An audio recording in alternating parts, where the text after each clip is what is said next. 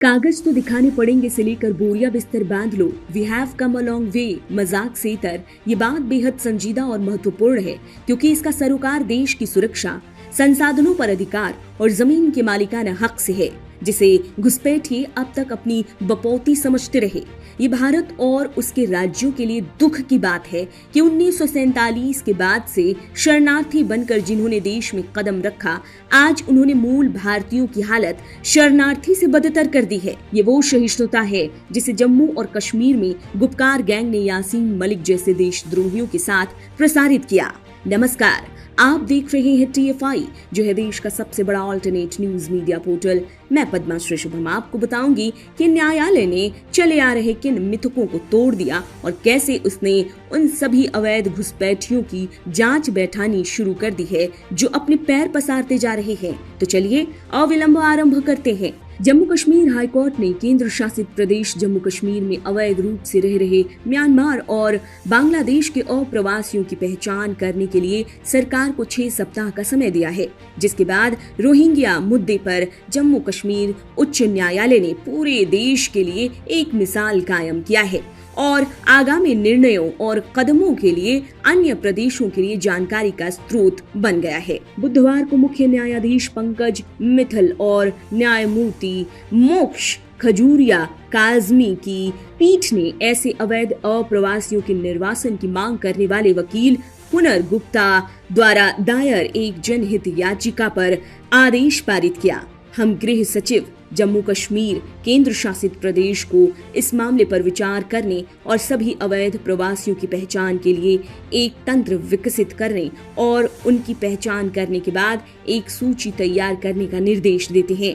पीठ ने पिछले सप्ताह अपने आदेश में कहा, उक्त अभ्यास को 6 सप्ताह की अवधि के भीतर सबसे शीघ्रता से किया जा सकता है। सरकारी आंकड़ों के अनुसार रोहिंग्या और बांग्लादेशी नागरिकों सहित 13,700 से अधिक विदेशी जम्मू और कश्मीर के जम्मू और सांबा जिलों में बसे हैं, जहां 2008 और 2016 के बीच उनकी आबादी में 6,000 से अधिक की वृद्धि हुई है। पिछले वर्ष मार्च में ऐसे सभी तत्वों की वेरिफिकेशन के अभियान के दौरान जम्मू शहर में अवैध रूप से रह रहे 200 से अधिक रोहिंग्या, म्यांमार के एक बंगाली बोली बोलने वाले मुस्लिम को कठुआ के एक होल्डिंग सेंटर में बंद कर दिया गया था, क्योंकि उक्त व्यक्ति अवैध रूप से सीमा पार कर देश में दाखिल हुए थे। तब सत्यापन करने के लिए UNHRC के कार्ड को आधिकारिक दस्तावेज मान उसके आधार पर लोगों का सत्यापन किया गया और उन्हें कोई अधिक कार्रवाई या प्रक्रियाओं में डालकर परेशान नहीं किया गया।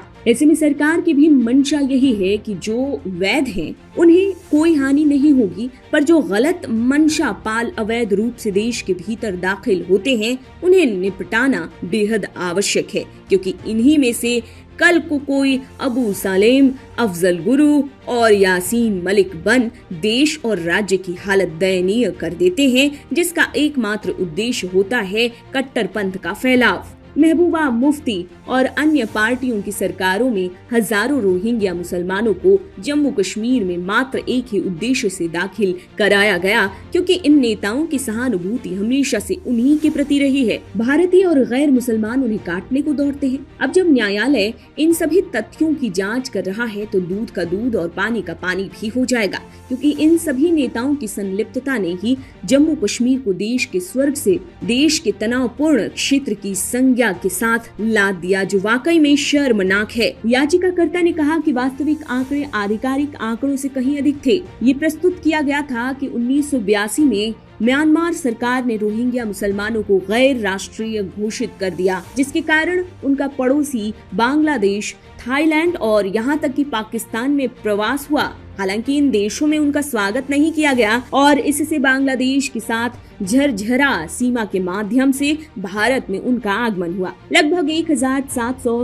रोहिंग्या परिवार, जिनमें लगभग 8,500 लोग हैं, आधिकारिक आंकड़े 1,286 और 5,000 हैं। जम्मू और कश्मीर की विभिन्न बस्ती कॉलोनियों में रहते हैं। भूमाफिया राज्य की भूमि विशेष रूप से वन क्षेत्रों के साथ साथ जल निकायों पर अतिक्रमण करने के लिए बांग्लादेश और म्यांमार के इन अवैध अप्रवासियों को वन वन क्षेत्रों और जल निकायों के पास बसाते हैं। ये प्रस्तुत किया गया है कि बांग्लादेश और म्यांमार के कई अवैध प्रवासियों ने अवैध रूप से राशन कार्ड, वोटर कार्ड, आधार कार्ड और साथ ही स्थायी निवासी प्रमाण पत्र हासिल कर लिया है। याचिकाकर्ता के अनुसार उन पर राष्ट्र के दुश्मनों के इशारे पर विभिन्न राष्ट्र विरोधी गतिविधियों जैसे मादक पदार्थों की तस्करी, हवाला लेन देन आदि में शामिल होने का संदेह था। बांग्लादेश और म्यांमार के अवैध प्रवासियों के कारण जम्मू कश्मीर में अलगाववादियों के साथ साथ भारत विरोधी गतिविधियों में वृद्धि होगी। विशेष रूप से